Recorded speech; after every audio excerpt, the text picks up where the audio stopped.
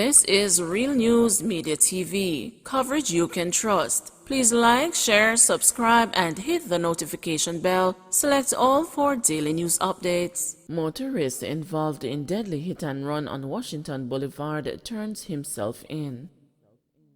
The motorist who was involved in the deadly hit and run on Washington Boulevard in St. Andrew on Tuesday has turned himself into the police. The man, who was accompanied by his attorney, Anthony Williams, went to Halfway Tree Police Station at 2:15 Thursday afternoon. Mr. Williams said his client is likely to be charged with causing death by dangerous driving and failing to report an accident within 24 hours. He said the motorist delayed reporting the incident as he had to seek medical attention. It was reported that the woman was struck by a gray Toyota Probox shortly before 7 o'clock on Tuesday morning. She was pronounced dead at hospital. 118 active COVID-19 cases among prison inmates and staff. There are currently 118 active cases of COVID-19 among workers and inmates at Jamaica's correctional facilities. The latest figure was disclosed on Thursday by Minister of State in the Ministry of National Security, Xavier Main, as he handed over 500 self-test kits to the Department of Correctional Services. Mr. Main revealed that there are 94 active COVID-19 cases among inmates and 24 active cases among staff at the correctional facilities. He said the infected people have been isolated. So far, 498 inmates and 421 staff have recovered from the virus. Recently, human rights advocacy group Stand Up for Jamaica renewed the call for the release of certain categories of inmates in light of the outbreak of COVID-19 at the correctional facilities. Currently, I have been advised that there are 94 active cases within the DCS, and we would have had a total of about 400, just under 500, 498 recoveries within the inmate population. Within the where staffing is concerned, I'm told that currently there are about 24 active cases and about 421 recoveries. And once a case becomes active, the usual isolation procedures are enacted, and the other control and prevention measures are enforced. Meeting to be held Friday to address concerns regarding Southern Coastal Highway project. A meeting is to be held on Friday to discuss concerns raised by residents of Grand Spend in St. Thomas about work on a section of the Southern Coastal Highway Improvement Project. It will involve the National Works Agency and representatives of Grand Spend. The residents have been protesting for the last 2 days, resulting in work being halted on a section of the project. They are upset about the plans to divert traffic from Grand Spend, which they say will make transportation and commercial activity difficult. VTDI and NCT vet workers end a 6-day strike. Classes have resumed at the Vocational Training Development Institute on Gordontown Road in St. Andrew following a 6-day strike at the state-run entity. Employees at the Associated National Council on Technical and Vocational Education and Training are also back on the job. Workers at both institutions resumed duties on Wednesday following the intervention of the Ministry of Education. Caroline O'Connor, Jamaica Teachers Association delegate for the VTDI, told the news that the ministry has called a meeting for Monday, January 31, to discuss their concerns about pay and contract issues.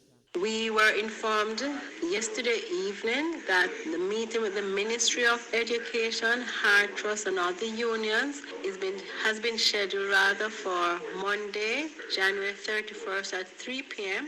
Therefore, we were asked by our union reps to go back to work and wait on the meeting and its outcome.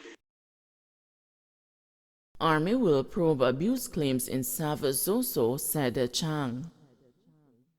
National Security Minister Dr. Harris Chang has said that allegations of abuse by soldiers within the Zone of Special Operations in Savannah-Lamar, Westmoreland, will be probed by the Army. Residents in the troubled community of Coke Street and Queen Street in the Westmoreland Parish have complained that they were abused by members of the Jamaica Defense Force during operations last Friday and Saturday. Chang confirmed having heard of the allegations.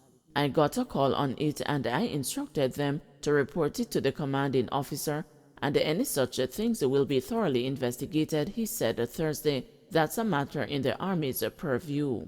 Bishop O'Neill Russell, president of the Coke Street Citizens Association, told the news that his nephew and his neighbor were removed from their private dwelling and beaten by soldiers operating in the northern section of Savannah Lamar, where the Zoso is in effect. In the case of the first alleged victim, Russell, who is also pastor of the Ark of the Covenant Holy Trinity Church, is claiming that the soldiers accused a 17-year-old young man of operating as a spy, charging that he had been using his mobile phone to transmit warning messages to his cronies about the location of their team in the community. According to Russell, the young man was taken to the Queen Street house of his 27-year-old nephew, to whom the youngster had reportedly been sending messages. They went into my nephew's house and they beat him in his chest and abdomen. They then took both of them up to the Savannah Lamar police station and then left them to find their way back home, said Russell, adding that the men were left to thread through territory of warring gangsters on their walk back. They could have been killed, said Russell. It can't be right for somebody to be sitting in their yard during the curfew hours and the soldiers take them out, handcuff and beat them, then take him into the nearby bushes and threaten to kill him, he added. According to the bishop, since the declaration of the Zoso, he has been receiving numerous complaints of abuse, especially regarding young men. As president of the Citizens Association, I have a duty to ensure that the people are safe, and if they cannot be safe from soldiers and the police, they can't be safe from gunmen either, the community leader insisted. Russell said he brought the allegations to the attention of the commanding officer for the parish, Superintendent Robert Gordon, and the Lieutenant Colonel Denston Smalling, the JDF chaplain. Several calls by the news to the JDF's Civil Military Corporation and the Media Affairs Department went unanswered. Report slams former St. Anne's Bay mayor's use of public resources for his personal use.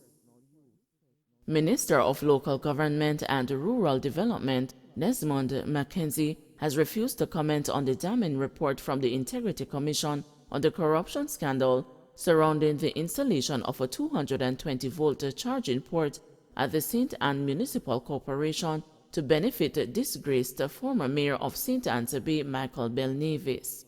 Kevin A. Stevenson, Director of Investigations at the Integrity Commission, rebuked Belnavis in a special report tabled in Parliament on Tuesday, January 18, for his role in lowering Rovell Morris, the corporation's chief executive officer, to deploy public resources for his personal use.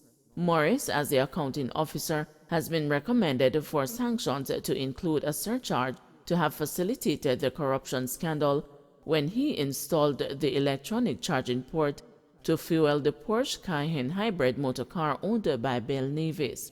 I can't comment on that, Mackenzie said, when asked whether he supports a recommendation by the Integrity Commission that politicians should desist from making requests of accounting officers to channel resources for their personal use. The news also sought to find out what directive the local government portfolio minister plans to give to councillors and the mayors in light of the Commission's report on the corruption scandal, but he maintained his position not to respond. I can't comment on that. I don't know what you're talking about, Mackenzie told the news while he toured several municipal projects in Westmoreland last week. When asked why he was refusing to comment, he insisted, I can't comment on something that I am not informed about. When contacted for a response to the Integrity Commission's report and recommendation, Chairman of the Opposition People's National Party, Dr. Angela Brown Burke, took a similar approach as Mackenzie. She noted that while she is aware of the corruption scandal at the corporation, she did not read the report and would not be in a position to respond to the news's questions on the matter at this time. I haven't gotten a chance to actually read the report, but I have been following the development in the news, said Brown Burke. I haven't seen the recommendations that were made. Morris carried out a request by Bill Nevis to install the charging facility for the former mayor's personal use in contravention of government laws, even after he was advised against doing so. The Integrity Commission highlighted that the permanent secretary in the Ministry of Local Government and Rural Development, Marsha Henry Martin, did not grant a permission for the facility to be erected. Stevenson charged that the request by the then mayor was inappropriate and amounted to an abuse of office. The Integrity Commission's report and recommendations have been referred to the Attorney General for the necessary sanctions to be applied in relation to Morris, who is believed to have breached Section 17 of the Public Bodies Management and Accountability Act when he gave the green light to Bill Nevis. Stevenson also recommended that the permanent secretary pursue disciplinary proceedings against Morris. In June 2020, Bill Nevis was adamant that there was nothing illegal in using taxpayers' money to pay for a charging port for his Porsche motor car, which he claimed was being used for government work. He noted then in a news story that after the council failed to give him a motor vehicle in 2019, he paid about $12 million for the 2019 Porsche Cayenne e-hybrid SUV to replace his BMW X6. There is nothing illegal, said Bill Nevis then. I'm saving the municipal corporation money and at the same time I'm being eco-friendly. Attempts to get a response from Denise Daly, the opposition shadow minister of local government and community development, and Joseph Patterson, president of the United Independent Congress, did not materialize. Meanwhile, corruption watchdog group Transparency International said Jamaica has recorded marginal improvement in the area of corruption according to its 2020 ranking.